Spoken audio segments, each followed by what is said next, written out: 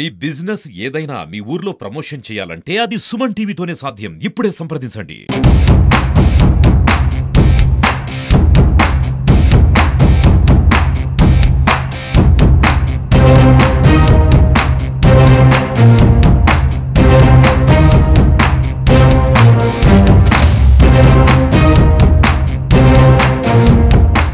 Hi hello నమస్తే, నేను మీ Prem. Welcome to Suman TV Nalgonda. ఈరోజు వీరన్న వీరన్న అని ఆప్యాయంగా ప్రజలందరూ పిలుచుకుంటారు. ఆయన ఒక స్పెషల్ పర్సనాలిటీగా మనం ఈరోజు పరిచయం చేస్తున్నాం. ఎందుకంటే పరిచయమే అవసరం లేని వ్యక్తి ఆయన. కానీ ఆయన జీవితం లోపలికి వెళ్తే జనజీవన స్రవంతి కాదు, జంగల్ కూడా ఉంటుంది. అసలు జంగల్కి వీరేశన్నకి ఏం సంబంధం? ఎమ్మెల్యేగా గెలిచినాక ఎట్లా ఉంది, ఓడినాక ఎట్లుంది, రెండోసారి గెలిచినాక ఎట్లా ఉంది, ఒకసారి అడిగి తెలుసుకునే ప్రయత్నం చేద్దాం. అన్న నమస్తేనే. బాగున్నారా అన్న? బాగున్నా. ఎట్లా ఉందన్న రాజకీయం అంతా? చాలా హ్యాపీగా, సంతోషంగా, ఉత్సాహంగా ఉంది. గెలిచిన తర్వాత హ్యాపీగా ఉందా, గెలవక ముందు కూడా హ్యాపీగా ఉందా? ఎప్పుడు హ్యాపీగా ఉంది. ఎప్పుడు హ్యాపీగా ఉంది. ప్రజల్లో ఉన్నంతసేపు సంతోషం, హ్యాపీ. అఖండమైన మెజారిటీ వచ్చింది మీకు ఉమ్మడి నల్గొండ జిల్లాలో. ఆ రోజు ఎట్లా ఉండేనా మీ ఫీలింగ్? ప్రజలు నా మీద పెద్ద బాధ్యత పెట్టిండ్రు, నా మీద విశ్వాసం ఉంచుకుండ్రు, నా మీద విశ్వాసాన్ని పెట్టిర్రు. ఈ నియోజకవర్గాన్ని అన్ని విధాలుగా అభివృద్ధి చేయాలనేటువంటి ఆకాంక్షతో నాకు ఇంత పెద్ద మెజార్టీ ఇచ్చారు. రాష్ట్రంలో కాంగ్రెస్ పార్టీకి అధికారం ఇచ్చిండ్రు. యువకుడు, ఒక దమ్మున్నటువంటి వ్యక్తిని ముఖ్యమంత్రి చేసిండ్రు. రేవంత్ రెడ్డి గారు ముఖ్యమంత్రి కావటం, కోమటిరెడ్డి వెంకరెడ్డి అనే జిల్లా మంత్రి కావటం, ఇవి అన్నీ వెరసి నా మీద మరింత బాధ్యత పెంచేటువంటి పద్ధతుల్లో నాకు భారీ మెజార్టీతో గెలిపేయడం జరిగింది. కాబట్టి ఇంకింత బరువు బాధ్యత పెరిగింది. ఈ బరువు బాధ్యతలు ఈ 5 ఏళ్ల పాటు ఇలాగే కొనసాగుతాయా? మధ్యలో ఏమైనా ఆప్షన్స్ ఉన్నాయా?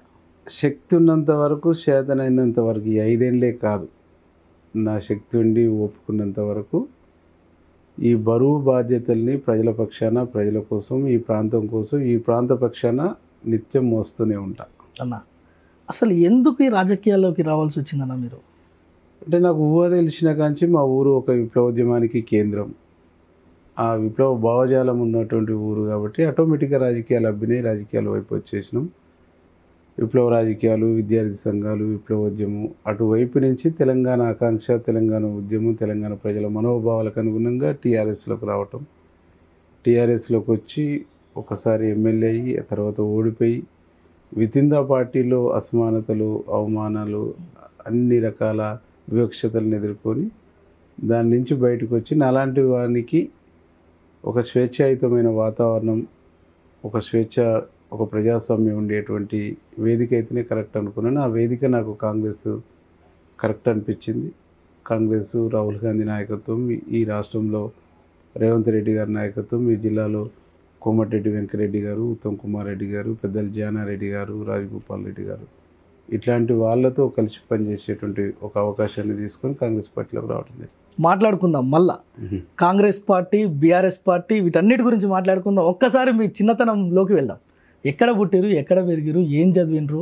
ఇప్పుడు కూడా ఉద్దీపన అని పెట్టి మీరు అనేక మందికి అంటే చదువుకోవాలి అనే ఒక విజ్ఞానాన్ని, ఆ యొక్క ధ్యాసను కల్పిస్తున్నారు. అసలు ఎట్లా అబ్బింది ఇదంతా? అంటే మాది సొంత ఊరు ఊటుకూరు, శాలిగౌరారం మండలం.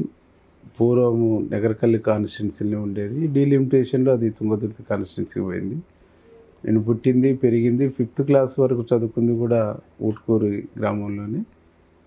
ఆ గ్రామంలో హెనాల మల్లారెడ్డి అని చెప్పేసి ఒక పెద్ద తెలంగాణ సాయుధ పోరాటం నుంచి, ఆ తర్వాత శ్రీకాకుళం నక్సల్బరీ ఉద్యమాలతో పెనవేసుకున్నటువంటి ఒక పెద్ద నాయకుడుండి, వారి యొక్క స్ఫూర్తితోనే, వారి యొక్క ఆలోచనలు, ఆదర్శాలతోనే మా ఊరు దాదాపు ఒక 40 years వరకు ఎలక్షన్ లేదు. ఆ ఊళ్ళో పార్టీ కమిటీ ఎవరు నిర్ణయిస్తే వాళ్ళే సర్పంచ్, వాళ్ళే వార్డ్ మెంబరు, అట్లా డిక్టేటర్షిప్ ఉండేది. ఎలక్షన్ లేవు. ప్రజలంతా ఇనానిమస్గానే డిసైడ్ చేసి ఎన్నుకునేటువంటి వాళ్ళు.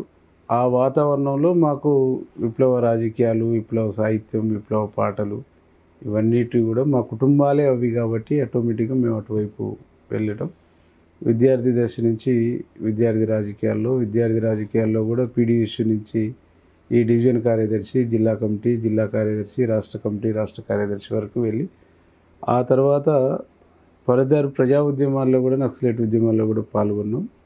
అక్కడి నుంచి అరెస్ట్ అయ్యి బయటకు వచ్చి టీఆర్ఎస్ ఉద్యమంలో చేరి టీఆర్ఎస్తో పాటు మమేకమైపోయి తెలంగాణ ఉద్యమంలో పనిచేసి తెలంగాణ రాష్ట్రం వచ్చిన తర్వాత ఎమ్మెల్యే పోటీ చేసి గెలిచిన తర్వాత ఈ ప్రాంతంలో ఉండేటువంటి విద్యా వ్యవస్థను ప్రక్షాళన చేయాలి, ప్రభుత్వ పాఠశాలని బలోపేతం చేయాలని చెప్పేసి ఉద్దీపన అనేటువంటి ఒక ఎడ్యుకేషన్ సొసైటీని ఏర్పాటు చేసి చాలా ప్రభుత్వ పాఠశాలలో స్ట్రెంత్ పెంచి ఇంగ్లీష్ మీడియాన్ని ఎంకరేజ్ చేసేటువంటి కార్యక్రమం చేయడం జరిగింది. అన్న ఇప్పుడు ఉద్దీపన అనేది పెట్టిరు, మీరు ఎంతవరకు చదువుకున్నారన్నా? నేను ఇంటర్ తర్వాత డిస్కంటిన్యూ, ఆ తర్వాత ఉద్యమాలు, మళ్ళీ వచ్చిన తర్వాత పీజీ డిగ్రీ కంప్లీట్ చేసి పీజీ అరణ్య బాట పట్టిన తర్వాత మళ్ళీ వచ్చిన తర్వాత పీజీ చేసిరా? పీజీ కంప్లీట్ చేసి. అన్న జనరల్గా వేముల వీరేశం అనగానే ఈయన ఒక మాజీ నక్సలైట్ అని, లేదంటే బాగా కోపిస్ట్ అని, ఆయన దగ్గరికి పోవాలంటే భయపడతారని, మీ దగ్గర ఉండే గన్మెన్లు కూడా భయపడతారని జనాలు అడ్డగోలుగా మాట్లాడుకుంటుంటారు. కానీ మీతో మాట్లాడుతుంటే చాలా కూల్గా ప్రశాంతంగా మాట్లాడుతుంటే నాకు అట్లా అనిపిస్తలేదు. అని ఎందుకు ఇలా స్ప్రెడ్ అయిందంటారు అసలు? అంటే నాకు ఒక విజన్ ఉంది ప్రజల పట్ల, ఈ సమాజం పట్ల, ఈ వ్యవస్థ పట్ల, ఇక్కడ ఉండే సిస్టమ్ పట్ల నాకు ఒక విజన్ ఉంది. ఆ విజన్తో నేను పనిచేసుకుంటూ పోతే అవతల వాళ్ళకు బతుకు లేదు, అవతల వాళ్ళకు ఒక విజన్ లేదు, ఒక ఆలోచన లేదు, ఒక ఐడియాలజీ లేదు. అవతల వాళ్ళకు ఉన్నాయన్నీ బలహీనతలు, అవతల వాళ్ళకు ఉన్నటువంటి అనేక రకాల తప్పుడు పద్ధతులు, తప్పుడు ఆలోచనలు.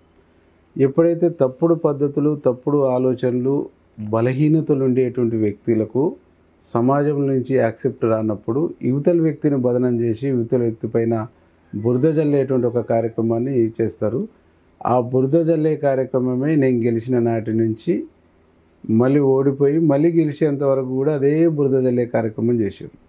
ప్రజలు గమనించారు, పదే పదే వీళ్ళు మాట్లాడుతారు, నా యాక్టివిటీని చూసారు, నా ఆలోచన చూసారు, కష్టాల్లో బాధల్లో ఉండేటువంటి ప్రజల పట్ల నా కన్సర్న్ చూసారు, నా కంప్లిమెంట్ చూసారు. చూసిన తర్వాత అన్నిటికీ ఓటు అనేటువంటి రూపకంగా ప్రజలు సరైనటువంటి సమాధానం చెప్పారు.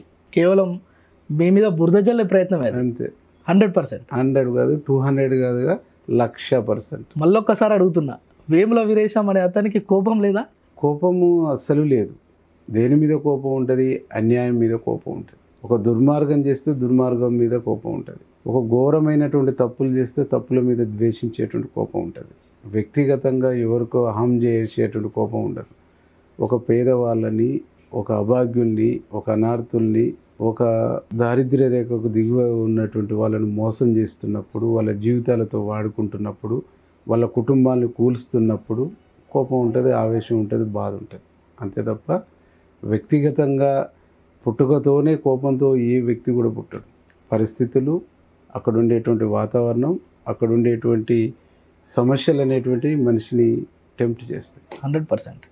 అన్న అయితే మళ్ళొకసారి రాజకీయంలోకి వద్దాం. ఒకసారి మనం అరణ్య బాటకి వెళ్దాం. అరణ్యంలో నిజంగా మాజీ నక్సలైట్ అంటే ఎట్లుంటారో అట్లుంటారు. అసలు ఎట్లుంటుందో మీరు ఒకసారి చెప్పండి.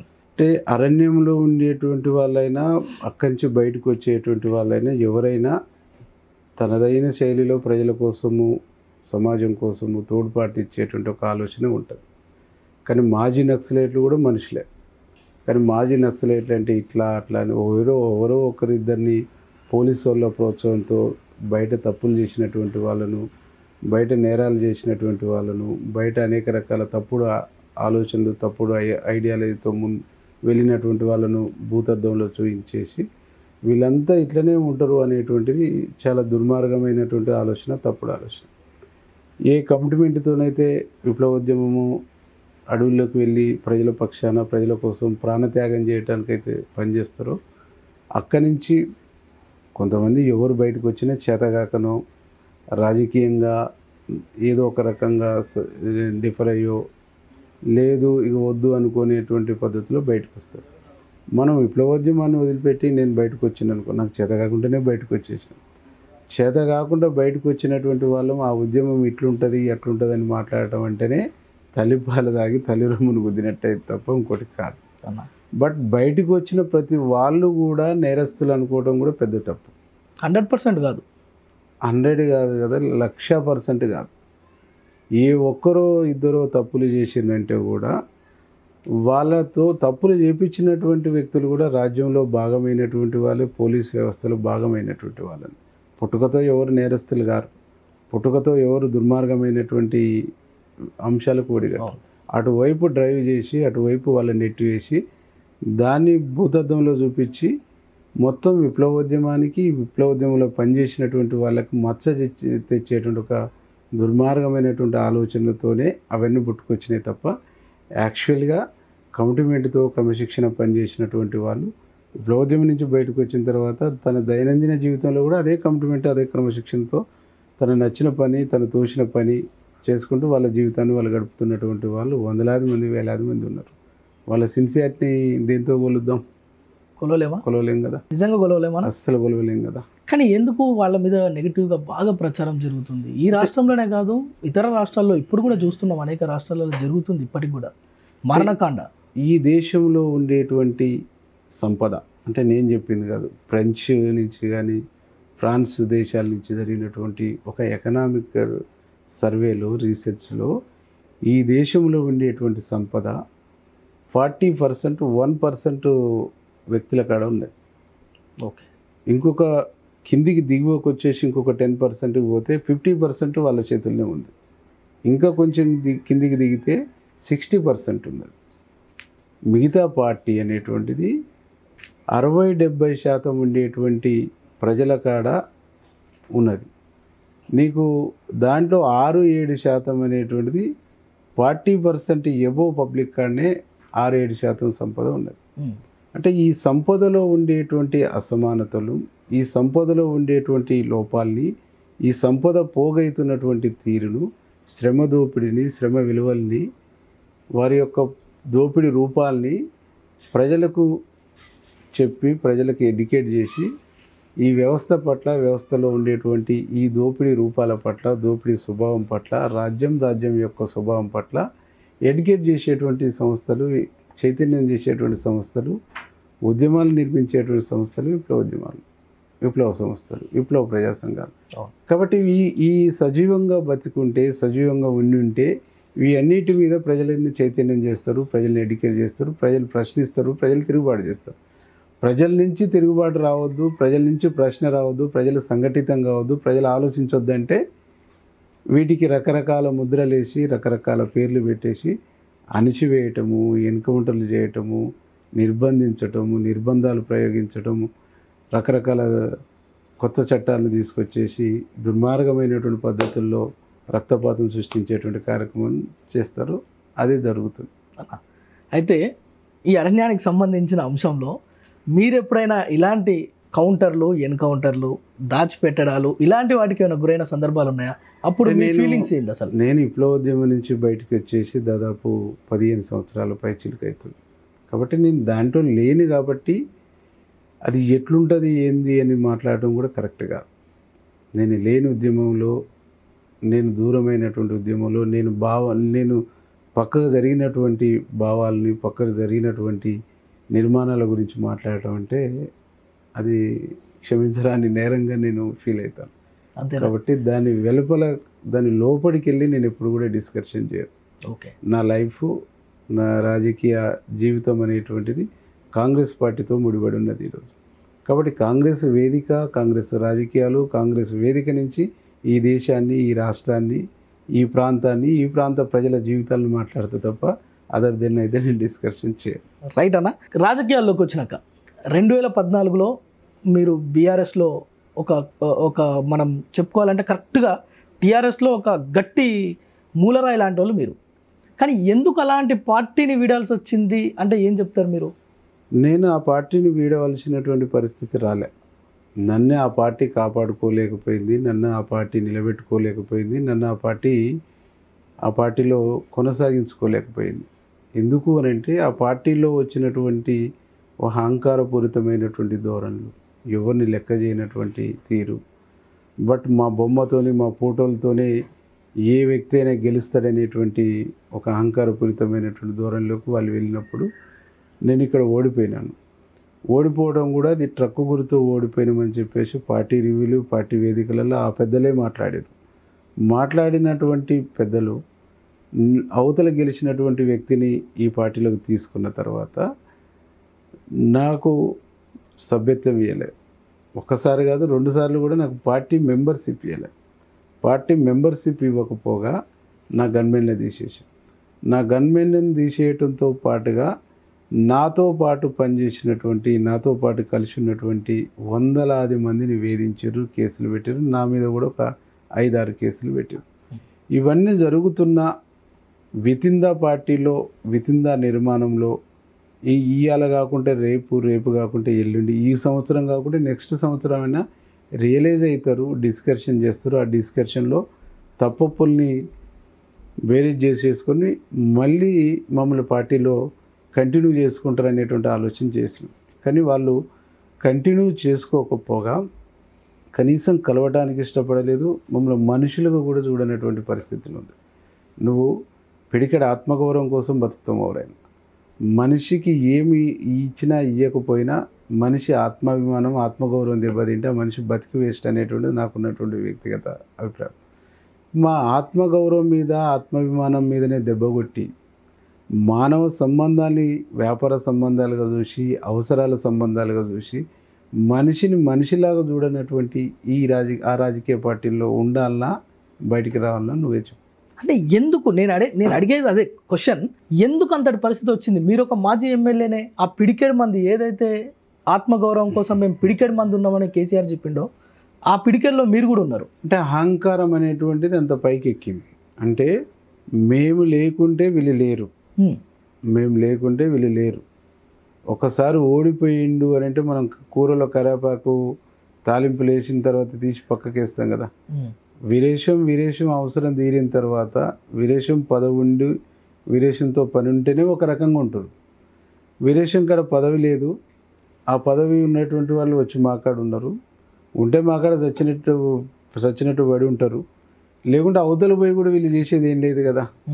మా ముందు, మా శక్తి ముందు, మా ఐడెంటిటీ ముందు, మాకున్న డబ్బు ముందు, మాకున్న అధికారం ముందు, మాకున్న అంగబలం ముందు వీళ్ళు నిలబడగలుగుతారా అనేటువంటి అహంకారపూరితమైన ధోరణి విపరీతంగా పెరిగిన తర్వాత, ఆ పైత్యం వచ్చిన తర్వాతనే అట్లా చూసారు. అట్లా చూసినప్పుడు వీళ్ళకు బుద్ధి చెప్పాలి, వీళ్ళకి సమాధానం చెప్పాలి. వీళ్ళకి సమాధానం చెప్పి బుద్ధి చెప్పాలి అని అంటే కరెక్ట్ వేదిక ఏందనేటువంటిది మేము ఎన్నుకున్నాం. ఆ కరెక్ట్ వేదిక కాంగ్రెస్ పార్టీ మాకు కనిపించింది. ఆ కాంగ్రెస్ పార్టీ ద్వారానే వీళ్ళకు బుద్ధి చెప్పాలనేటువంటి ఒక ఆలోచనతో నిర్ణయం తీసుకొని కాంగ్రెస్లో చేరినాం. బుద్ధి చెప్పినాం. అలా నెత్తికెక్కినటువంటి కళ్ళను కిందికి దించినాం అనుకుంటారా, ఇంకా ముందు ఉంది అనుకుంటారా? 100% దించినాం. నేలకు దించినాం, భూమి మీదకి దించినాం. ఇంట్లో నుంచి బయటకు వచ్చేసి ఎర్ర టెండర్లో రోడ్డు మీదకి వచ్చి మాట్లాడే పరిస్థితి తీసుకొచ్చినాం. అది రేవంత్ అన్న నాయకత్వంలో, రాహుల్ గాంధీ నాయకత్వంలో, ఈ జిల్లాలో కోమటిరెడ్డి వెంకరెడ్డి గారి నాయకత్వంలో ఆ పని చేయగలిగినాం. చేసిరు. ఇంకేమైనా ఉందా ముందర చేసేది? ఇక అయిపోయింది కదా. బుద్ధి చెప్పారుగా ప్రజలు మాకు బాధ్యత ఇచ్చారు. వాళ్ళకు బుద్ధి చెప్పారు, మాకు బాధ్యత ఇచ్చారు. ఆ బాధ్యత ఏంటంటే వాళ్ళు చేసినటువంటి తప్పుల్ని, వాళ్ళు చేసినటువంటి నేరాల్ని, వాళ్ళు చేసినటువంటి ఘోరాల్ని, వాళ్ళు చేసిన పాపాలని అన్నింటినీ కూడా సరిచేసి పాలనను ఒక గాడిలో పెట్టి అభివృద్ధి సంక్షేమాన్ని ప్రజల్లో ముందుకు తీసుకుపోయేటువంటి గురుతరమైనటువంటి బాధ్యత ఇచ్చారు. ఆ బాధ్యతను మోసుకుంటూ ముందుకెళ్తున్నాం. మిమ్మల్ని గతంలో కరివేపాకులాగా తీసివేసిన నాయకుల భరతం పడతారని కూడా ప్రచారం జరుగుతుంది. అలాంటి కార్యక్రమం ఏమైనా ఉందా ముందు? అంటే ఈ పాలిటిక్స్లో ఏముంటుంది, భరతం పట్టడం అంటే ఓడించడమే కదా, ఇంట్లో కూర్చోబెట్టడమే కదా. ఓటు అనే ఆయుధమే కదా భరతం పట్టేది. ఆల్రెడీ భరతం పట్టినాం కదా, ఇంట్లో కూర్చోబెట్టినాం కదా. సూర్యాపేట ఒక్క ఆయన గెలిచిండు. మా అందరి పాపాల భైరవుడు సూర్యాపేట ఆయన. కానీ ఆ రోజు నేటి వరకు కూడా ఇంకా చాలా మందిని బాధ పెడుతున్నటువంటి దాంట్లో కూడా ఆయన. వితిన్ ద టీఆర్ఎస్ పార్టీలో ఉన్న వాళ్ళని అడగండి, ఒక్కరినన్నా ఈరోజు సంతృప్తిగా ఉంచుతాడా అనేటువంటి గ్యారెంటీ ఉందేమో అడగండి. కాబట్టి ఓడిపోతే ఫామ్ హౌస్లు ఉండవు. కాబట్టి ఆ అత్యవసర ఓటుతో గెలిచిన నిత్యం బాధ ఏందో, నిత్యం అవమానం ఏందో, నిత్యం సమస్యలు ఏందో, నిత్యం కష్టం ఏందో తెలవాలి. కాబట్టి ప్రజలు ఆ రకమైన తీర్పు ఇచ్చిండ్రు అనుకుంటున్నా. అది తెలుస్తుంది. తెలిసే రోజు వస్తుంది. తెలుస్తుంది. ఇంకా బాగా తెలియజెప్తారు ప్రజలు. అచ్చా, 2018లో ఓడిపోయిన తర్వాత మీరు కూడా ఫామ్ హౌస్కి పోకుండా, అంటే ఒకసారి ఎమ్మెల్యేగా గెలిచినాక ఫామ్ హౌస్లు ఈరోజు కామన్ అయిపోయినాయి, కోట్ల రూపాయల సంపద వస్తుంది. హౌస్కి పరిమితం కాకుండా ప్రజల్లో ఉన్నారు. ఎట్లా అనిపించింది అన్న ఆ రోజు? ఎప్పుడన్నా బాధ అనిపించింది, అరే ఈ ఓడిపోతేనే అనిపించింది ఎప్పుడన్నా? ఓటమి నుంచి ఓటమి క్షణకాలం, విజయం కలికాలం అని నమ్మినటువంటి వ్యక్తిని నేను. ఓటమి పునాదుల మీదనే విజయానికి తొలిమెట్టేయాలని విశ్వసించేటువంటి వాడిని.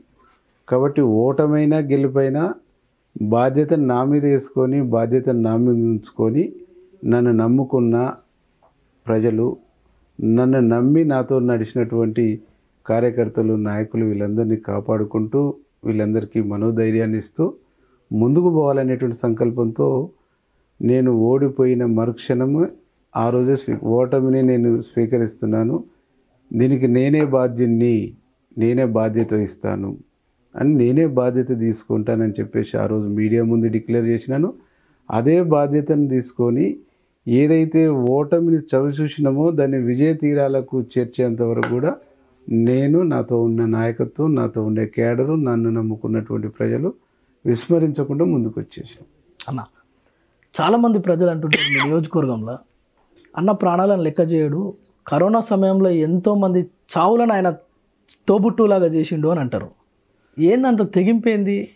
అంటే నా ఉద్దేశంలో నాయకుడు అనుకునేటువంటి వాడు ప్రజలు నాయకునిగా గౌరవించి, నాయకునిగా చూస్తున్నటువంటి ఏ నాయకుడైనా, నేనే కాదు ఏ నాయకుడైనా, మనకు ఓట్లేసి మనల్ని గెలిపించి, మనకు పిడికెడు ప్రేమను పంచి, ప్రేమను ఆప్యాయతను పంచి, మనల్ని కాపాడుకుంటూ మన కంటికి రెప్పలా కాపాడినటువంటి ప్రజల కష్టాల్లో వచ్చినప్పుడు ఆ ప్రజలకు నేనున్నా అనే భరోసా ఇచ్చి, ఆ ప్రజలకు ధైర్యం చెప్పి, ఆ ప్రజల మనోభావాలను దెబ్బతినకుండా, అలా ప్రజల యొక్క మనసులు గాయపడకుండా, ఆ ప్రజల యొక్క జీవితాలు చిందరం కాకుండా కాపాడగలిగినటువంటి వాడే నాయకుడు అనేటువంటిది నాకున్నటువంటి ఫీలింగ్. ప్రజల కష్టాలు ఉన్నప్పుడు నేనున్నా అని భరోసా ఇవ్వకుండా పారిపోయేటువంటి వాడు నాయకుడు కాదనేటువంటిది నాకున్నటువంటి ఫీలింగు. నేను పెరిగింది కూడా గట్టనే, నేను గట్లనే పెరిగిన కాబట్టి నేను ఏ ప్రజల కోసమైతే పనిచేయాలనుకొని వచ్చిందో, ఏ ప్రజల కష్ట సుఖాల్ని, ఏ ప్రజల కన్నీళ్ళను దూడ్చాలనుకొని వచ్చిందో, ఆ ప్రజలు బతుకు జీవుడా అని చెప్పేసి గుప్పిట్లో ప్రాణం పెట్టుకొని బిక్కుమని బతుకుతున్నప్పుడు వాళ్ళ భుజం తట్టి, వాళ్ళ వెన్ను తట్టి, వాళ్ళకు భరోసా ఇవ్వాలనేటువంటిది నిర్ణయించుకున్నా. ఆ భరోసా ఇస్తున్నటువంటి క్రమంలో నా ప్రాణాలకి ఏమైనా పర్వాలేదు, నా జీవితమే వాళ్ళ కోసం అనుకున్నప్పుడు, నేను వాళ్ళ కోసం నా జీవితాన్ని త్యాగం చేయాలని చెప్పేసి వెళ్ళినోన్ని, ఆ త్యాగాల నుంచి నేను వెనుదిరిగి ఇక్కడికి వచ్చి ఉన్నటువంటి వాళ్ళను వీళ్ళకు ధైర్యం చెప్పకుంటే, వీళ్ళకు మనోస్థైర్యం ఇవ్వకుంటే నేను మనిషిని కాదనేటువంటి ఫీలింగు నాకు కలిగి, వాళ్ళకు మనోస్థైర్యం ఇవ్వడం కోసమే నేను ఆ డేర్ స్టెప్ వేసి వాళ్ళ అంత్యక్రియలు చేయటము, వాళ్ళకు మనోస్థైర్యం ఇవ్వటము, వాళ్ళని హాస్పిటళ్ళల్లో చేర్చటము, వాళ్ళకి ట్రీట్మెంట్ చేయించటము, రకరకాల పద్ధతుల్లో వాళ్ళలో ఉన్నాం నిత్యం. ఇంట్లో సపోర్ట్ ఎట్లుంటుండేనా? 100% ఉంటుండే. నా ఇంట్లో నేను ఆ స్టెప్ తీసుకుంటున్నప్పుడు మా భార్యతోని, మా పిల్లలతో మాట్లాడినప్పుడు కూడా వాళ్ళు వెరీ క్లియర్గా చెప్పాను, ఇప్పుడు మనకాడ పైసలు లేవంటే, మనకు ఆరోగ్యం బాగాలేకుంటే మనం సప్పో తెచ్చి పెడతాం కదా డాడీ, చలో ఇవి పబ్లిక్ కోసం కూడా ఏదైనా అప్పు ఉంటే చేయండి, తర్వాత చూద్దాం, అప్పు ఉంటే అప్పు దొరికితే చేసి వాళ్ళ కోసం పెట్టండి అని చెప్పేసి కూడా మా పిల్లలు, మా భార్య ప్రోత్సహించారు.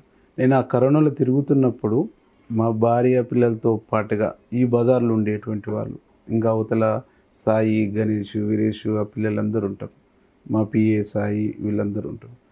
మేము కిట్లు పంచుతున్నప్పుడు వాళ్ళకు, అంటే జీడిపప్పు, బాదం పప్పు ఇట్లాంటి కిట్లు పంచుతున్నప్పుడు మేము పంచి వచ్చేటప్పటికి మిగతా వాళ్ళు ప్యాకెట్స్ తయారు చేసి పెట్టేది కూర్చొని. అంటే మేము చేసిన ఈ డ్రైవ్లో, ఆ కరోనా ఫస్ట్ వేలో, సెకండ్ వేలో చేసిన ప్రతి యాక్టివిటీలో మా ఫ్యామిలీతో పాటు ఈ ఏరియాలో ఉండేటువంటి ప్రతి వాళ్ళ చెమట చుక్కలు, ప్రతి వాళ్ళ కష్టము, ప్రతి వాళ్ళ సహకారం ఉంది. వాళ్ళందరి సహకారంతో ఈ అన్నిటికి మించి నాతో పాటు భయపడకుండా ప్రతి మండలంలో నాతో పాటు ఉన్న నాయకత్వం, కార్యకర్తలు కూడా చాలా హార్డ్ వర్క్ చేశారు, చాలా కష్టపడ్డారు, చాలా నాతో తోడ్పాటునిచ్చారు. మొన్న జరిగిన అసెంబ్లీ ఎన్నికలలో మీరు గెలిచే ముందు ఇక్కడున్న ప్రజలకు, అంటే గత ఎన్నికలలో కూడా మీరు హామీలు ఇచ్చారు, ఇక్కడున్న ప్రాజెక్టులు పూర్తి చేస్తామని. ఏమన్నా ఆ పనుల్లో పురోగతి ఏమన్నా ప్రారంభమైందన్నా? అంటే స్టార్ట్ చేసినాము. ఇక్కడ పిల్లాయిపల్లి, ధర్మారెడ్డి కాలువలు 100% కంప్లీట్ చేయాల్సినటువంటి బాధ్యత ఉంది. అప్పుడు నేను 2014 నుంచి 18 వరకు ఎమ్మెల్యే ఉన్నప్పుడే నిధులు తీసుకొచ్చి టెండర్ పెట్టించి ఫౌండేషన్ వేయించేసి వర్క్స్ స్టార్ట్ చేసినాం. నేను ఓడిపోయిన తర్వాత 5 సంవత్సరాలుగా గతంలో ఈ జిల్లా మంత్రిగా ఉన్నటువంటి వ్యక్తి అలా బినామీలకు కాంట్రాక్ట్ ఇచ్చుకొని దాన్ని గందరగోళం చేసిన తప్ప చుక్క నీళ్ళు కూడా వచ్చేటువంటి ఏర్పాటు చేయలేదు. కానీ ఇప్పుడు మేము గెలిచిన తర్వాత వనిపాకలకు సంబంధించిన ధర్మారెడ్డి, ఒట్టిమర్తి సంబంధించిన నరమోహన్ రెడ్డి వాళ్ళు కొంత కాంట్రిబ్యూషన్ చేసి, నేను కూడా కాంట్రిబ్యూషన్ చేసి 2 ఇటాచీలు ఇచ్చేసి దాదాపు నెల రోజుల నుంచి పని చేపిస్తూ తాత్కాలికంగా ఈ ఎండాకాలం 1-2 చెరువులను నింపుదామని చెప్పేసి ధర్మారెడ్డిపల్లి కాలువలో ఎక్కడెక్కడైతే గడ్డలు ఉన్నవి, ఎక్కడెక్కడైతే కొంచెం ఎగుడు దిగులు ఉన్నాయో అన్ని సరి చేసే కార్యక్రమం చేస్తూ నీళ్లు తెచ్చేటువంటి ఏర్పాటు చేస్తున్నాం. పిల్లాయిపల్లి కాలువ కంప్లీట్ అయ్యి ఉన్నటువంటి దాన్ని కూడా కొన్ని స్ట్రక్చర్స్ను సరి చేసి దాన్ని నీళ్ళు ఇచ్చేటువంటి ఒక ఏర్పాటు చేస్తున్నాం. ఇవి ఇస్తూనే ఇటు శాశ్వత పరిష్కారం కోసం ఇప్పటికే మేము దాన్ని ఎస్టిమేట్ వేయించేసి దానికి కావాల్సిన టెండరింగ్ కావాల్సినటువంటి ప్రాసెస్ చేస్తున్నాం. ఇక్కడ 5 పాముల లిఫ్ట్ కూడా అరీబరిలా మేము 28వ తారీఖు కాంగ్రెస్ పార్టీలో చేరితే 29వ తారీఖు నాడు వచ్చి 5 పాముల లిఫ్ట్కు ఫౌండేషన్ కొట్టారు. అంటే 2014 ఎన్నికలు అయిపోయిన తర్వాత 18 ఎన్నికలకు ముందు జీవో వచ్చి శాంక్షన్ వచ్చినటువంటి అది 5 సంవత్సరాల వరకు కూడా కనీసం దాన్ని ఫౌండేషన్ వేసే ప్రయత్నం చేయలేదు. నేను జాయిన్ అయిన తర్వాత ఫౌండేషన్ వేసాను. మేము తర్వాత నేను గెలిచినాక ఏం పని అయిందని పోయి అక్కడ చూద్దామంటే దాదాపు ఒక అర గొలుసు 2-3 గొలుసులు పెట్టు కాలువ దొవ్వీరు. ఆడొక రాయి ఉంటే 2 సార్లు బ్లాస్టింగ్ చేసిరు అంతే. ఆడ చేసింది శూన్యం. కాబట్టి దాంట్లో కోర్టులో ఒక 2 ఎకరాల సమస్య ఉంది. ఆ కోర్టు సమస్య పరిష్కరించడం కోసం ల్యాండ్ యాక్విజిషన్కు జీవో వచ్చేటువంటి ఏర్పాటు చేసినాం. దాంతోపాటు దానికి నిధులు కేటాయించేసి తొందరలో 5 పాముల లిఫ్ట్ కంప్లీట్ చేసి ఏర్పాటు చేస్తాను. బ్రాహ్మణ వెల్లంలో ప్రాజెక్టు పూర్తయితే 61,000 ఎకరాలకు నీళ్ళు వస్తాయి. బ్రాహ్మణ వెల్లంలో కూడా ఈ జిల్లా మంత్రి కోమటిరెడ్డి వెంకరెడ్డి గారు కానీ అట్లాగే అది మునుగోడుకు కూడా నీళ్లు పోతాయి, ఇటు తుంగతుర్తికి కూడా వస్తాయి కాబట్టి, నల్గొండకు కూడా పోతాయి కాబట్టి అందరం కలిసేసి 250 కోట్ల నిధులు ఇచ్చేసి దాన్ని పూర్తి చేపించేటువంటి ఒక పని కూడా మేము వేగంగా చేస్తున్నాం. దీంతో పాటుగా ఇంకా అవసరం అనుకుంటే మూసీ సంబంధించి ఇంకొక లిఫ్ట్ను ప్లాన్ చేసేసుకొని ఈ సమ్మరులో బాగా డ్రైగా ఉన్నటువంటి ఈ పరిస్థితుల్లో హైదరాబాద్ నుంచి వస్తున్నటువంటి నీరు ఈరోజు మూసి ఫుల్ అయింది, మీరు చూస్తాను. దాని పైకి లిఫ్ట్ చేసుకొని చెరువు నింపించుకోవడానికి కూడా ఒక ఆలోచన చేస్తున్నాం. దాన్ని కూడా మేము త్వరలో మంత్రి గారి దృష్టికి, ఇరిగేషన్ మంత్రి గారి దృష్టికి తీసుకుపోతాం. గతంలో నేను ఎమ్మెల్యే ఉన్నప్పుడు 7-8 చెక్ డ్యాముల్ని ఇక్కడ మా చందుపట్ల నుంచి మండలాపురము, మంగళపల్లి, తాటికల్ ఇక్కడ ఉండే వాగుపైన మేము ప్లాన్ చేసాం. అది 2 శాంక్షన్ అయినాయి, 2 మాత్రమే అయినది. 3 శాంక్షన్ అయినాయి, 2 కంప్లీట్ అయినాయి. ఇంకొకటి ఫౌండేషన్ కూడా వేయలేదు, వేసినా కానీ అది ఆగింది. దీంట్లో మిగతా చెక్ డ్యామ్లన్నిటిని కూడా పూర్తి చేయించుకునేటువంటి ఏర్పాటు చేస్తాను. అట్లాగే నెకరకల్లో మినీ ట్యాంక్ బండ్ ఒకటప్పుడు సగం పని ఆగిపోయింది గతంలో దాన్ని కంప్లీట్ చేసి, గతంలో దీన్ని బైపాస్ చేస్తూ ఒక కాలం వారి కుంటానే ఒకటి మొదలుపెట్టి దాంట్లో ఏం కాకుండా అలాగే ₹1 పైచులకు బిల్లులు చేసి పెట్టారు. సరే, దాన్ని మధ్యన ఆపకుండా వాళ్ళంత దుర్మార్గమైనటువంటి ఆలోచన మేము చేయకుండా దాన్ని ఉన్న దాంట్లో ప్రజల అవసరాల రీతి ఏం చేయాలనో దాన్ని కంప్లీట్ చేసి ఈ మినీ ట్యాంక్ బండ్ను కంప్లీట్ చేయడంతో పాటు దానికి ఒక 10 ఎకరాల పార్కును కూడా మేము క్రియేట్ చేసేటువంటి ఒక ఆలోచన. ఒక బతుకమ్మ ఘాటు కూడా ఒక 4-5 ఎకరాలలో గ్రాస్ పెట్టేసి బతుకమ్మ ఘాటును కూడా చేయాలనేటువంటి ఆలోచన. ఒక అద్భుతంగా ఇంత పెద్ద టౌన్కు, మున్సిపాలిటీకి ఒక అద్భుతమైనటువంటి ఆహ్లాదకరమైనటువంటి వాతావరణాన్ని క్రియేట్ చేయాలనేటువంటి ఒక ఆలోచన చేస్తా ఉన్నాం. దీనికి తోడు నెకరకల్లు నియోజకవర్గ హెడ్ క్వార్టర్లో ఎంపీడీఓ ఆఫీసు లేదు, ఎంఆర్ఓ ఆఫీసు కూల్చేసారు, డిఈ ఆఫీసు లేదు, ఏఈ ఆఫీసు లేదు, ఎంఆర్సి బిల్డింగ్ లేదు. ఈ ప్రభుత్వ కార్యాలయాలు మొత్తం కూడా ధ్వంసం చేశారు. దీనికి ఒక ప్రభుత్వ కార్యాలయాలకు ఒక 2 ఎకరాలు, 1.5 స్థలాన్ని ఎక్కడైనా ఐడెంటిఫై చేసి అన్ని ప్రభుత్వ కార్యాలయాలకు ముఖ్యమంత్రితో నిధులు తీసుకొచ్చి దాన్ని నిర్మాణం చేయాలనేటువంటి ఒక ఆలోచన చేస్తున్నాం. ఒక డిగ్రీ కాలేజీ నిర్మాణం చేయాలనేటువంటి ఒక ఆలోచన చేస్తున్నాం. ఐటీఐ కానీ, పాలిటెక్నిక్ కానీ ఒక కాలేజీ తెచ్చేటువంటి ఒక ఆలోచన కూడా చేస్తున్నాం.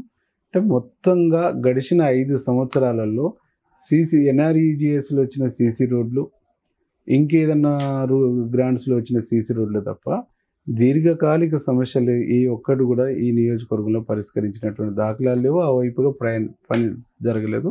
అవన్నీ మేము చేయాలనేటువంటి ఒక ఆలోచన చేస్తాం. డెవలప్మెంట్ మీద దృష్టి పెట్టినాం అంటున్నాం. 100%.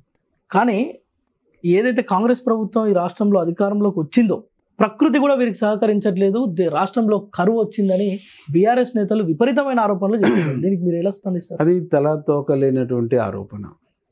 నిజంగా బీఆర్ఎస్ వాళ్ళు చెప్తున్నట్టుగానే కాంగ్రెస్ పార్టీ ఎప్పుడు వచ్చింది అధికారంలోకి? ఏ తారీఖు వచ్చిందన్న? డిసెంబర్ 7వ తారీఖు నాడు కాంగ్రెస్ గవర్నమెంట్ ఫామ్ అయింది. వర్షాలు ఏ నెలలో పడితేనా? జూన్ జూలైలో వర్షాలు పడతాయి. జూన్ జూలైలో నమోదైన వర్షపాతం ఎంత? జూన్ జూలైలో వచ్చినటువంటి జూన్ జూలై ఆగస్టు నాటికి నాగార్జున సాగర్లో ఉన్న నీటి మట్టం ఎంత? ఆ తర్వాత ఉన్నటువంటి నీటి మట్టం ఎంత? ఆ తర్వాత వచ్చినటువంటి వర్షాలు ఏంది? అంతకుముందు వచ్చినటువంటి వర్షాలు ఏంది? నిజంగా వాళ్ళు అనుకున్నటువంటి వర్షపాతమే నమోదైతే, వాళ్ళు అనుకున్నటువంటి స్టోరేజే నాగార్జున సాగర్లో వచ్చిండుంటే, వానాకాలం పంటకు నాగార్జున సాగర్ ఆయకట్టు కింద అధికారికంగా ఎందుకు నీళ్లు ఇవ్వలేదు? ఎందుకు ప్రకటన చేయలేదు? మేము ఈ క్రాప్కు నీళ్ళు ఇస్తున్నామని చెప్పేసి ప్రకటించి ఇన్ని టీఎంసీల నీళ్లు సాగుకు నల్గొండ జిల్లాకి ఇస్తున్నాం, ఇన్ని టీఎంసీల నీళ్లు సాగుకు ఖమ్మంలో ఇస్తున్నాం అని చెప్పేసి ఎందుకు ప్రకటించలేదు? ఎందుకు ఇవ్వలేదు? అప్పుడు బోరుబావుల మీద ఆధారపడి ఇది చేసారు. నీకు తాగటానికి డ్రింకింగ్ వాటర్ కోసం వదులుతున్నప్పుడు వాడుకోరు తప్ప, అడపాదడప వదిలి టైంపాస్ చేసారు తప్ప ఇచ్చినటువంటి దాఖలాలు లేవు. ఇది నేను చెప్తున్న మాట కాదు. ఇరిగేషన్ అధికారులు నీకు నాగార్జున సాగర్ ఎస్సీని కానీ సిఈని కానీ అడిగితే చాలా స్పష్టమైన ఆధారాలతో ఇస్తారు. వానాకాలం పంటకు ఎందుకు నీళ్ళు ఇవ్వలేదంటే, నాగార్జున సాగర్లో ఉన్నటువంటి నీటి మట్టం ఎంత, ఆ ఉన్న నీటి మట్టాన్ని బట్టి ఆధారపడి మన డ్రింకింగ్ వాటర్ కోసము ప్రాబ్లం అయింది అనేటువంటి పద్ధతుల్లో వాళ్ళు నీళ్ళు ఇవ్వలేదని చాలా స్పష్టంగా చెప్తారు. నువ్వు అవన్నిటినీ గాలికి వదిలేసి, అవన్నిటినీ గాలి వదిలేసేసి నువ్వు అబద్ధాలని ఒక అస్త్రంగా ఎన్నుకొని ముందుకు ఆ అబద్ధాలను కూడా ఎందుకు మొదలుపెట్టారంటే, నెక్స్ట్ పార్లమెంట్ ఎన్నికలు వస్తున్నాయి కదా, పార్లమెంట్ ఎన్నికల్లో మొఖం చెల్లుబాటు కావాలంటే ఏదో ఒకటి క్రియేట్ చేయాలి. కాంగ్రెస్ వచ్చింది, కరువు వచ్చిందని. మేమేమంటున్నామంటే, కేసీఆర్ వెళ్ళిపోతూ ఈ రాష్ట్రాన్ని ఖాళీ గల్లా పెట్టి ఇచ్చిండు, కరువుని ఇచ్చిపోయిండు, ఇంత దుర్మార్గాన్ని ఒడిగట్టిపోయిండు, ఇంత దుర్మార్గాన్ని ఇది చేసిండు, దరిద్రం పోతూ ఖాళీ గల్లా పెట్టి ఇచ్చిండు, కరువును బహుమానంగా ఇచ్చిపోయిండు, ఇంత దుర్మార్గం చేసిండని మేము అంటున్నాం. ఎందుకు అంటున్నామంటే, నువ్వు 10 సంవత్సరాల పీరియడ్లో తెలంగాణను 1 కోటి ఎకరాల మాగాని చేసినని చెప్పేసి ప్రకటించినాం. ఇది ధాన్య భాండాగారంగా తెలంగాణ తయారైందని చెప్తున్నాం. దేశంలోనే ధాన్యము ప్రొక్యూర్మెంట్లో నెంబర్ 1 అని చెప్తున్నాం. ఇవన్నీ శుద్ధ అబద్ధాలే కదా. నువ్వు 1 కోటి ఎకరాల మాగానికి నువ్వు నీళ్ళు ఇచ్చినావంటే ఈడ ఇరిగేషన్ సంబంధించినటువంటి బాగా పెంచినాం అన్నట్టు. ఇక్కడంటే నీటి నిల్వల్ని బాగా పెంచినాము. లేదు ఇక్కడ ప్రాజెక్టులు, ఇక్కడ ఉండేటువంటి డ్యాములు, ఇక్కడ ఉండే కెనాల్ను మొత్తం పూర్తి చేసేసి నువ్వు నీళ్ళు ఇచ్చేసినావు, ఇక్కడ గ్రౌండ్ వాటర్ బాగా పెరిగింది అనేటువంటిది నువ్వు చెప్తున్న దాంట్లో అర్థం. కానీ మళ్ళీ ఈరోజు నువ్వు చేస్తున్న విమర్శలు ఏంది? అక్కడెక్కడో ఒక పొలం చూడటానికి పోయినప్పుడు 4 దొయ్యలు ఉంటే 2 దొయ్యలు ఎండిపోయినాయి, 2 దొయ్యల కోసం 4 బోర్లు వేస్తే 1 బోరు కూడా పడలేదంటున్నావు. మరి నువ్వు పెంచిన వాటర్ టేబుల్ ఏది? నువ్వు 10 సంవత్సరాలు అద్భుతాలు సృష్టించినావు కదా, కాళేశ్వరం కట్టినావు కదా, ఇంకా గోదావరిని కృష్ణాను అనుసంధానం చేసినావు కదా, తెలంగాణను మొత్తం సస్యశ్యామలం చేసినావు కదా. 1-2 నెలలు 3 నెలలు కొంచెం వర్షాలు తక్కువ పడితే అప్పుడే బోర్లు 1000 ఫీట్లు వేసిన బోర్లు పడకుండా పోతాయా? అది ఎట్లా సాధ్యమైంది? ఏమైంది వాటర్ టేబుల్? అంటే నువ్వు చెప్పిందంతా అంబుక్కు, నువ్వు చెప్పిందల్లా అబద్ధం. వర్షాలు పడ్డాయి కాబట్టి ఆ వర్షపాతంతో చెరువులు నిండినాయి, కుంటలు నిండినాయి. దాంట్లో నువ్వు కాళేశ్వరం అనే షో చేసి ఆ షోను మొత్తం ఇదే అల్లావుద్దీన్ అద్భుత దీపంలాగా చూపించేసి ఒక మసి మారేడి గాయం చేసి తెలంగాణ ప్రజలను ఘోరంగా మోసం చేసినాం అనేటానికి ఒక ఉదాహరణ మాత్రమే. రాబో రోజుల్లో వీటన్నిటిని ప్రచారం చేస్తారా? వాళ్ళు ఏవైతే అల్లావుద్దీన్ అద్భుత దీపం అని చెప్పి ఏ వేదిక మీదికనే నేను చర్చకు వస్తా. కాళేశ్వరం అనేటువంటి దాన్ని ఒక విజన్ లేకుండా గాలిలో కట్టినవు. కాళేశ్వరం అనేటువంటి ఒక సైంటిఫిక్గా నువ్వు ప్రాజెక్టును కట్టలేదు. నువ్వు national dam safety authorization committee వాళ్ళు చాలా స్పష్టంగా చెప్పిండ్రు, ఇక్కడ బౌత్ సైడ్ బొగ్గు బావులు ఉన్నాయి, కింద బొగ్గు పొరలు ఉన్నాయి, ఈ బొగ్గు పొరల కింద ఇసుక పొరలు ఉన్నాయి. ఈ బొగ్గు పొరలు అనేటువంటి కుంగటం మూలంగానే కింద ఇసుక అనేటువంటి కొట్టుకుపోయేసి ఇది కుంగిపోయిందని చాలా స్పష్టంగా చెప్తారు. అప్పుడు ఈ లేచినటువంటి ఇంజనీర్ల 5గురు కమిటీ కూడా ఇది నిర్మాణానికి సరైన ప్రాంతం కాదు అని చెప్పేసిన రిపోర్టును కూడా ముఖ్యమంత్రి గారు అసెంబ్లీలో చూపించిండు. ఇవన్నిటిని సైడ్ చేయడానికి, ఈ తప్పులన్నింటినీ కప్పిపుచ్చుకోవడానికి, వీళ్ళు చేసిన మోసాలన్నీ, వీళ్ళు చేసిన దుర్మార్గాలు, వీళ్ళు చేసిన విధ్వంసాన్ని అంతా కప్పిపుచ్చుకోవడం కోసం మాత్రమే కరువు యాత్రలు, పొలం బాటలు ఇవన్నీ ఒక డ్రామా కంపెనీ మాత్రమే తప్ప దేంట్లో సత్యం లేదు. ఈ డ్రామాలన్నిటితోటి తెలంగాణలో ఎన్ని సీట్లు వస్తాయి అనుకుంటున్నారన్న? ఒక్కటి వస్తే కూడా కష్టమే వాళ్ళకి. మీకెన్ని వస్తాయి? మాకు దాదాపు 10 దాటుతాయి అనేటువంటి ఒక అంచనా ఉంది. 10 దాటుతాయి 100%. ఎందుకని ఎలక్షన్స్ కు ముందు 14 వస్తాయి, 15 వస్తాయి అని, ఈ రోజు 10కి వచ్చింది మిగతా సంఖ్య? 14 వస్తాయి అనేటువంటి కాన్ఫిడెన్స్ ఇప్పటికి ఉన్నది. ఇది రికార్డెడ్గా మేము చెప్తున్నాం కాబట్టి 10 దాటుతాయి. అది 12 కావచ్చు, 13 కావచ్చు, 14 కావచ్చు. మేము 10 లోపు అంటే నువ్వు ప్రశ్న వేయాలి. 10 దాటుతాయి అన్నట్టు. ఆ దాటుడు ఎంతవరకైనా పోవచ్చు. బీజేపీ ఏంటి, నిన్న మొన్న బండి సంజయ్ నల్గొండకు వచ్చి కూడా సివిల్ సప్లై మీద మీ మీద బాగా టార్గెట్ చేసి మాట్లాడుతున్నారు. కొంతమంది రైస్ మిల్లర్లను ఇక్కడ ఉన్న నాయకులు బెదిరించి అక్రమంగా వసూలు చేస్తున్నారు, వారి భర్తం మేము ఉద్యమాలు చేస్తాం. అదంతా షో అప్. కేవలం ఎమ్మెల్సీ ఎన్నికల కోసం ఆడుతున్నటువంటి గ్రామం. నువ్వు దేశంలో నువ్వే అధికారంలో ఉన్నావు కదా, ఎందుకు భర్తం పట్టలేదు? సివిల్ సప్లైలో అవకతవకలు జరిగితే, సివిల్ సప్లైలో మోసాలు జరిగితే ఎందుకు అరికట్టలేదు? రమన్ ఏర్పాటు చేస్తాడు. నేను ఇక్కడ గత 10 సంవత్సరాల బీఆర్ఎస్ పాలనలో ఏ రైస్ మిల్లరు ఎవరెవరు ఎంత దుర్మార్గం చేసిర్రు, ఎంత మోసాలు చేసిర్రు. ఈ సోమనర్సయ్య అని తిరుమలగిరిలో ఉంటాడు.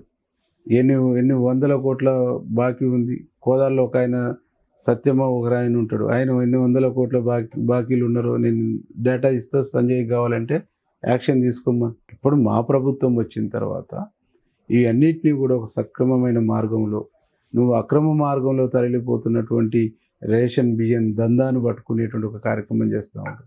గంజాయిని, డ్రగ్స్ను కంట్రోల్ చేసేటువంటి కార్యక్రమం చేస్తూ ఉంటాం. అన్ని రకాల బ్లాక్ దందాల్ని, అన్ని రకాల తప్పుల్ని, అన్ని రకాల దందాలకు పులి స్టాప్ పెట్టేటువంటి కార్యక్రమం చేస్తూ ఉంటాం. మేము మంచి చేస్తూ ఉంటే, మంచి మార్గంలో పోతూ ఉంటే, అక్రమ మార్గంలో జరిగిన అన్ని వ్యవస్థల్ని సక్రమ మార్గంలో తీసుకొచ్చేటువంటి ప్రయత్నం చేస్తూ ఉంటే, ఈ సక్రమ మార్గం వచ్చిన తర్వాత కాంగ్రెస్ను ప్రజలు విశ్వసించిన తర్వాత మాకు బతుకు లేదనేటువంటి దానికోసం బతుకుదెరువు మాటలు, బతుకుదెరువు పోరాటం, బతుకుదెరువు ఆరాటం కాంగ్రెస్ పార్టీ మీద ఓర్వలేని తత్వం తప్ప ఇంకోటి కాదు బీజేపీ. అన్న, దేశంలో ఇండియా కూటమి ఈసారి నెగ్గే అవకాశం ఉందా? అంటే మోడీ హవా అని వాళ్ళు ప్రచారం చేస్తున్నారు, థర్డ్ ఫ్రంట్ అని బీఆర్ఎస్ ప్రచారం చేస్తుంది. మీరు ఇండియా కూటమి అసలు మీరు క్లారిటీగా మాట్లాడతలే కాంగ్రెస్ నేతలు, మీరేమంటారు? థర్డ్ ప్రింట్ అనేటువంటిది అది ఒక తాడు బొంగరం లేనటువంటి ముచ్చట్లు. కేసీఆర్ చూసిన మహారాష్ట్రకు బస్సు యాత్రలు, కార్ల యాత్రలు, దండ యాత్రలు చేసిండు. ఎందుకు పోటీ చేయలేదు? ఒక్క రాష్ట్రంలోనన్నా పోటీ చేసిండా? ఒక్క రాష్ట్రంలోనన్నా ప్రచారానికి పోయిందా? మరి ఎట్లా సాధ్యపడుతుంది? మోకాలకు బోడిగుండుకు లింక్ పెడతానంటే అది సత్యదూరమైనటువంటి మాటలే కదా. కాబట్టి లేస్తే బతుకవు, వస్తే చస్తావు అని కుంటోడు సామెతలాగానే కేసీఆర్ మాటలునే తప్ప ఇంకొట్టలేదు. ఈరోజు దేశంలో ఇండియా కూటమిని ప్రజలు కోరుకుంటారు. ఇండియా కూటమి రావాలని ప్రజలు భావిస్తూ ఉంటారు. దేశంలో 10 సంవత్సరాల కాంగ్రెస్ పాలన రావాలనేటువంటిది మళ్ళీ ప్రజలు కోరుకుంటారు. 10 సంవత్సరాల బీఆర్ఎస్ పాలనను తెలంగాణలో చూశారు. 10 సంవత్సరాల బీజేపీ పాలనను దేశంలో చూశారు. దేశంలో చూసిన తర్వాత 10 సంవత్సరాల బీజేపీ పాలనలో ఏం జరిగింది, ఏం వనగూరింది ప్రజలకు? అంతకుముందు 46 లక్షల కోట్ల రూపాయల అప్పున్న భారతదేశ అప్పు నరేంద్ర మోడీ వచ్చినాక 100 లక్షల కోట్లకు పెరిగింది. 100 లక్షల కోట్ల అప్పు చేసేసి ఆ సంపదంతా ఎవరికి దాచిపెట్టిండు? ఒక అదాని, ఒక అంబానీ, ఒక నీరజ్ మోడీ, వీళ్ళకు మాత్రమే దారాదత్తం చేసిండు. నేను అంతకుముందు చెప్పిన దేశ సంపద అంతా ఈ దేశంలో ఉండే 1% వాళ్ళకన్నా 40% పోగైందని.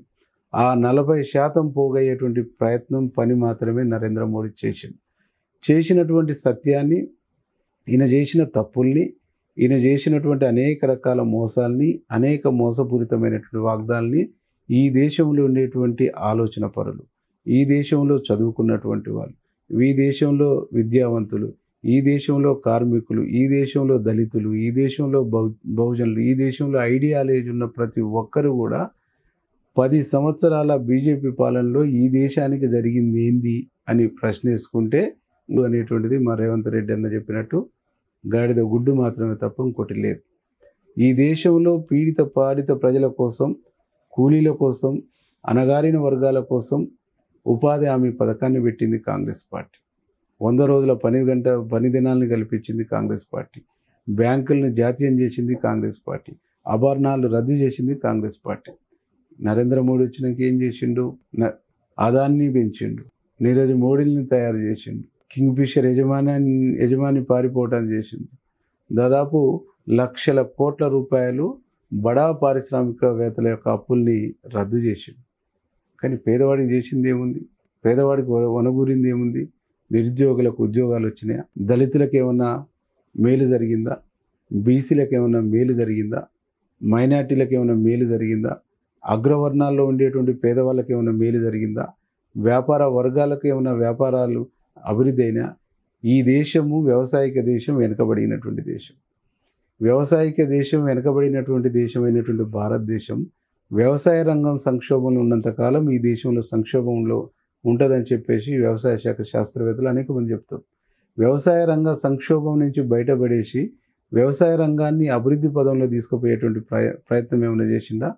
ఆ వ్యవసాయాన్ని, రైతాంగాన్ని నడ్డి విరిచేటువంటి నల్ల చట్టాలను తీసుకొచ్చి ఆ నల్ల చట్టాలకు వ్యతిరేకంగా ఫైట్ చేస్తున్నటువంటి వాళ్ళని నిర్దాక్షిణంగా చంపేసిండు నరేంద్ర మోడీ.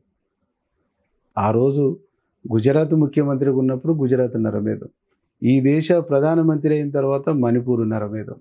రేపు మళ్ళీ నరేంద్ర మోడీ వస్తే ఈ దేశంలో మన ధర్మశాస్త్రం ఇంప్లిమెంట్ అయ్యి మళ్ళీ ముడ్డికి మళ్ళీ తాటాకు వచ్చేటువంటి ఒక దయనీయమైన దారుణమైనటువంటి పరిస్థితి వస్తుంది. మన తాతల తండ్రుల నుంచి దేవుని మొక్కుతున్నాం, గుళ్ళల్లోకి పోతున్నాం, పూజలు చేసుకుంటున్నాం. అన్ని వర్గాల, అన్ని సెక్షన్ల ప్రజలు కూడా అన్ని గుళ్ళలకు, అన్ని దేవాలయాలకు పోయి పూజలు పురస్కారాలు చేసుకుంటారు. ఏ పెళ్ళి అయినా, ఏ పబ్బమైనా, ఏ పండుగ అయినా కానీ హిందూ ధర్మ సాంప్రదాయం ప్రకారంగానే చేసుకుంటారు. కానీ ఈరోజు వీళ్ళు అధికారంలోకి వచ్చిన 10 సంవత్సరాల్లో ఈ అన్నిటికీ మేమే సృష్టికర్తలం అనేటువంటి పద్ధతుల్లో ప్రజల్ని బుల్లోజ్ చేసేటువంటి ప్రయత్నం, ప్రతిపక్షాలను బుల్లోజ్ చేసేటువంటి ప్రయత్నం చేస్తూ ఉంటారు. మాట వినని, ప్రశ్నించినా ఎదురుదిరిగినటువంటి ప్రతిపక్షాలపైన ఈడీ, సిబిఐ దాడులు చేస్తున్నటువంటి ఒక పరిస్థితి మనం చూస్తాం. కాబట్టి దేశ ప్రజాస్వామ్యాన్ని కూని చేస్తున్నటువంటి పార్టీ బీజేపీ పార్టీ. దేశ ప్రజాస్వామ్యాన్ని బొందబెడుతున్నటువంటి పార్టీ బీజేపీ పార్టీ. అంటే ఈ దేశంలో ప్రజాస్వామ్యం కావాలి, ఈ దేశం ప్రజాస్వామికంగా ఉండాలి, ప్రజాస్వామ్యం పరిరక్షించబడాలి. ఈ దేశ చట్టసభలు, అది పార్లమెంట్ అయినా, అది రాజ్యసభ అయినా, ఈ చట్టసభలు ఒక దేవాలయాల లాంటి ఈ విలువైనటువంటి చట్టసభలలో ప్రజలకు ఉపయోగకరమైన, ప్రజలకు మేలు జరిగే, దేశానికి మేలు జరిగే, ప్రజలకు మేలు జరిగే, యువతకు మేలు జరిగే, విద్యార్థులకు మేలు జరిగే చట్టాలు రావాలి, శాసనాలు రావాలని ఈ దేశ ప్రజలు భావిస్తాం. అవి రావట్లేవు కాబట్టి అవి రేపు రావాలంటే ఎవరితోనూ సాధ్యపడుతుంది అంటే ఇండియా కూటమితో సాధ్యపడుతుంది, అది రాహుల్ గాంధీతో సాధ్యపడుతుంది అని ప్రజలు విశ్వసిస్తున్నారు, నమ్ముతారు. ఆ విశ్వసించి నమ్ముతున్నటువంటి పర్సంటేజ్ ఎక్కువైంది కాబట్టి ఈరోజు నరేంద్ర మోడీ మైండ్ దొబ్బినట్టుగా మాట్లాడుతుంది. మీరు చూస్తూ ఉంటారు. 2047 వరకు నాకు పనిచేసేటువంటి శక్తి భగవంతుడు ఇచ్చిండు అంటాడు. అప్పటికి ఆయనకు 95 సంవత్సరాలు, 98 సంవత్సరాలు వస్తాయి. 98 సంవత్సరాల్లో భారతదేశ కాలమానం ప్రకారంగా ఈ దేశంలో జీవిస్తున్నటువంటి మనుషుల వయో పరిమితి ఎంత, ఆ వయో పరిమితి ఉన్న పనిచేసే శక్తి ఎంత, ఇవన్నీ చదువుకున్న ఏ ఒక్కరైనా ఆలోచించవలసిన, అర్థం చేసుకోవాల్సినటువంటి అంశాలు. ఒక ప్రధానమంత్రి మాట్లాడితే ఈ దేశ సగటు ఆదాయం గురించి మాట్లాడాలి, ఈ దేశంలో సామాన్యుని అడ్రస్ చేస్తూ మాట్లాడాలి, ఈ దేశ భవిష్యత్తుని కళ్ళ ముందు సాక్షాత్తు చూపించేటువంటి ఒక శాస్త్రీయ విశ్లేషణ చేయాలి. కానీ కులాల మధ్య, మతాల మధ్య, ప్రాంతాల మధ్య విధ్వంసాలు రెచ్చగొట్టేటువంటి మాటలు మాట్లాడటం అంటే అంతకంటే దుర్మార్గం ఇంకోటి ఉండదు.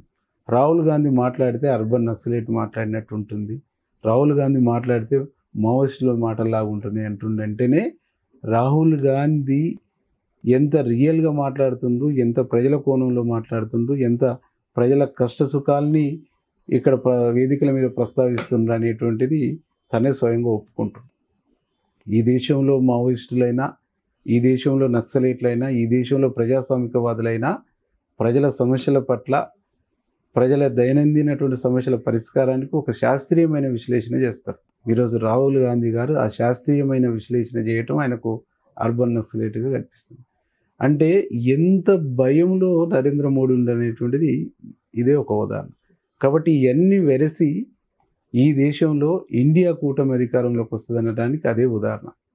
రైట్, రేపు ఎమ్మెల్సీ ఎన్నికల్లో ఎవరు గెలవబోతారన్న? తీన్మార్ మల్లన్న గెలుస్తుంది. ఎంత మెజారిటీ వస్తుంది అంటారు? నాకు తెలిసి మొదటి ప్రాధాన్యత ఓడుతూనే గెలుస్తాడు. పక్కన 100% విశ్వాసం ఉందా అంత? 100%. కానీ ఎందుకు నెగిటివ్ గా స్ప్రెడ్ అవుతుంది బాగా? అంటే దందాలు చేస్తాడు, అక్రమాలు చేస్తాడు. ఈ రాష్ట్రంలో కేసీఆర్ అవినీతిని, కేసీఆర్ కుటుంబ పాలనని, టీఆర్ఎస్ ప్రభుత్వాన్ని తూర్పార పట్టినటువంటి వాడు తీన్మార్ మల్లన్న. ఆ తూర్పార బట్టి మిమ్మల్ని ఇంటికి పోయేంత వరకు మిమ్మల్ని వెంటాడుతాను, మీ వెంట పడతాను, నా ప్రాణం పోయినా సరే మిమ్మల్ని గద్దె దించుతానన్నాడు. దానికి కాంగ్రెస్ పార్టీకి తోడ్పాటుని ఇచ్చేసి గద్దె దించడానికి దోహదపడ్డాడు. కాబట్టి బీఆర్ఎస్ వాట్సాప్ యూనివర్సిటీ అంతా ఇప్పుడు ఒక తీన్మార్ మల్లన్న మీదనే పనిచేస్తుంది. ఎందుకు మా రాచరిక పాలన పోయింది, మా బంగ్లాలు పోయినాయి, మా భోగభాగ్యాలు పోయినాయి, మమ్మల్ని ఎండగట్టిన దాంట్లో ఈయనొకడు, తొలి వెలుగు రఘొకడు. కాబట్టి ఈయన కాంటెస్ట్ చేసేటువంటి రాజకీయాలకు వచ్చారు. కాబట్టి ఈయన మీద మాట్లాడతారు. మాట్లాడటం అంటే మనిషిని కిట్సైజ్ చేయటం, మనిషిని వ్యక్తిగా చంపేయటం, ఇది వాళ్ళ నైజం అన్నట్టు. ఏ మనిషినైతే తను టార్గెట్ చేస్తారో ఆ మనిషి క్యారెక్టర్ మీద, ఆ మనిషి క్యారెక్టర్ని చంపటం, ఆ మనిషిని నిర్వీర్యం చేయటం, ఆ మనిషిని పనికి మనం చేసేటువంటి కార్యక్రమం మాత్రమే వాళ్ళు చేస్తారు. ఈటల రాజేందర్ చూసినాం కదా, వాళ్ళ కాడున్నంతసేపు మంచోడు, తమ్ముడు, గుడి బుధం, పోగానే దొంగ, దుర్మార్గుడు. కాబట్టి వాళ్ళ నీతి ఏదైతుందో ఆ నీతిని, ఆ దుర్మార్గమైన నీతిని వాళ్ళ మల్లన్న మీద ప్రయోగిస్తారు. సోషల్ మీడియాలో ఉండేటువంటి నా ఆత్మీయులు, నా శ్రేయభిలాషులు వాళ్ళందరూ కూడా నా విజ్ఞప్తి ఏంటంటే, చెడు నిజం చెప్పులు దొరికే లోపు అబద్ధం ప్రపంచాన్ని చుట్టేస్తుంది. ఇలా అబద్ధాల యూనివర్సిటీ, అబద్ధాల టీఆర్ఎస్ యూనివర్సిటీ నుంచి పుట్టినటువంటి ఆ తప్పుడు ప్రచారం, తప్పుడు ఆలోచనల్ని, తప్పుడు అభిప్రాయాల్ని మన మీద బలవంతంగా రుద్దుతుర్రు. దాన్ని నమ్మొద్దు, విశ్వసించొద్దు అని చెప్పేసి నేను చాలా స్పష్టంగా చెప్తున్నా. ఈరోజు ముఖ్యమంత్రి రేవంత్ రెడ్డి గారు, కాంగ్రెస్ పార్టీ అధిష్టానం తీన్మార్ మల్లన్నను ఎమ్మెల్సీగా బరిలో దించింది. 100%గా ఆయనను గెలిపించండి, ఆయనను ఆశీర్వదించండి. రేపు మన పక్షాన 100% ఈ 3 జిల్లాలు ఉండే నిరుద్యోగుల పక్షాన, ఉద్యోగుల పక్షాన, విద్యావంతుల పక్షాన, ప్రజల పక్షాన మాట్లాడేటువంటి కమిట్మెంట్ ఉన్నాడని నేను విజ్ఞప్తి చేస్తాను. మీ ఇంటర్వ్యూకి వచ్చే ముందు నార్కట్పల్లిలో నరేష్ అనే ఒక అబ్బాయిని కలిసి వచ్చిన. ఎందుకంటే నేను ఒక చిన్న వీడియో చూసి అతని దగ్గరికి వెళ్ళాల్సి వచ్చింది. నేను ఏదో విషం దాగి చద్దాం అనుకున్నా, నా దేవుడు లాంటి, నా తండ్రి లాంటి వ్యక్తి వీరేశం అన్న నా దగ్గరకు వచ్చి నన్ను పలకరించి, నన్ను ఆసుపత్రిలో చేర్పించి, నాకు ఒక 5 లక్షలు ఖర్చు పెట్టి ఈరోజు నేను బతకడానికి కారణం ఏంటన్నా, అన్నగారితోటి నాకు ఒక ఇల్లు కూడా ఇప్పిస్తే నేను బతుకుతా అని చెప్పి అంటున్న పరిస్థితి ఉంది. నరేష్, రావణపేట మండలం, నగరకల్ కాన్స్టిట్యున్సీ. మా డాడీ ఒక 20 సంవత్సరాల క్రితం చనిపోయాడు. 3 అక్క చెల్లెలు పెళ్ళిళ్ళు చేసే వరకు ఆర్థిక పరిస్థితిలో ఇబ్బంది అయింది. ఆత్మహత్యకు చేసుకోవాలని డిసైడ్ చేసుకున్నా. అన్నగారికి ఈ విషయం తెలిసగానే హాస్పిటల్ తీసుకెళ్ళారు. అన్నగారికి ఈ విషయం తెలియగానే నన్ను ఒక తండ్రిలాగా ఆదుకున్నాడు. ఆ సార్ అన్నకు ఎప్పుడు నేను రుణపడి ఉంటాను. నేను నగరకల్ సార్ వీరేశం అన్న నన్ను ఒక తండ్రిలాగా ఆదుకున్నాడు. ఎమ్మటే హాస్పిటల్ తరలించి నన్ను బతికించాడు. ఇప్పుడు ఈ పొజిషన్లో ఉన్నంటే సార్ వల్లనే నేను ఇంకోసారి ఇలాంటి పని చేయను. నన్ను ఒక ఇల్లు చేసి, నాకు ఒక ఇల్లు లేదు, ఏం లేదు, నార్కట్పల్లిలో రూమ్ కిరాయి తీసుకొని ఉంటున్నా. నాకు ఒక ఇల్లు కట్టిస్తే నేను ఇలాంటి తప్పు ఎన్నట్టు చేయను. డెఫినెట్లీ ఇప్పిస్తాను. తను యువకుడు, చాలా లైఫ్ ఉన్నటువంటి వ్యక్తి. తను పాయిజన్ తీసుకున్న తర్వాత గవర్నమెంట్ హాస్పిటల్లో అక్కడెక్కడ చూపించినాము. ఈ మనిషి కొద్దిగా చాలా రోజులు ఉండాలంటే ఆడ ఉండటానికి వాళ్ళు ఇబ్బంది పడతారు. అంటే ఏ తల్లిదండ్రులకైనా ఇంకో కొంచెం మెరుగైన వైద్యం, ఇంకా కొంచెం అక్కడ ఇక్కడ సేమ్ ట్రీట్మెంట్ అని మేము కన్విన్స్ చేసినా వాళ్ళు వినకుండా ప్రైవేట్ హాస్పిటల్కి పోతామని చెప్పినా మేము అక్కడికి వెళ్ళి ఆ ప్రైవేట్ హాస్పిటల్ యజమాని కూడా నాకు బాగా తెలిసినటువంటి వ్యక్తి కాబట్టి తను రిక్వెస్ట్ చేస్తే 1 month తన దగ్గర అడ్మిట్ చేసుకొని పూర్తిగా కోమాలు ఉండేటువంటి వ్యక్తిని ట్రీట్మెంట్ చేసి బతికిస్తున్నటువంటి క్రమంలో ఒక 7-8 లక్షలు ఖర్చు వచ్చింది. వాళ్ళకు ఒక చిన్న ఇల్లు ఉంటే ఆ ఇల్లు అమ్ముకొని ఒక 2-3 లక్షల వరకు ఖర్చు పెట్టారు. మిగతా డబ్బులు ఇవ్వలేనటువంటి పరిస్థితుల్లో ఆ డబ్బులన్నీ కూడా నేనే ఇస్తాను, ట్రీట్మెంట్ చేసి పంపించండి అని చెప్పినాను. సరే, ఉన్న ఇల్లు వాళ్ళు అమ్ముకురు కాబట్టి నేను ప్రభుత్వం వైపు నుంచి రేపు ఇందిరమ్మ ఇల్లు కూడా పెట్టించేసి ఆదుకుంటానని చెప్పేసి మాట ఇచ్చిన. మీ ద్వారా కూడా మాటిస్తున్నా, తప్పకుండా తనకు ఆ ఊర్లో పెట్టే ఇల్లులలో మొదటి కొబ్బరికాయ ఆయనకాన్ని కొడితే ఆయనకి ఇస్తాను. రైట్ అన్న, మీరు ప్రజా సేవకుడిగా కొనసాగుతారా, ప్రజా నాయకుడిగా కొనసాగుతారా? నేను ప్రజా సేవకుడిగా మాత్రమే ఉంటాను. ఒకటే మాటల ప్రజా సేవకుడిగా. యా. రైట్ అన్న, మీకు సుమన్ టీవీ తరఫున, సుమన్ టీవీ యాజమాన్యం తరఫున ముందస్తుగా జన్మదిన శుభాకాంక్షలు. మీరు మరిన్ని సేవా కార్యక్రమాలు చేయాలి, మీరు ఇచ్చిన హామీలు నెరవేర్చాలి, అదేవిధంగా మీ యొక్క వెన్నంటి ఉన్న వారి కార్యకర్తల్ని కూడా మీరు అండదండగా ఉండాలని మనస్ఫూర్తిగా కోరుతూ సెలవు. తప్పకుండా. థ్యాంక్ యూ అన్న. Thank you.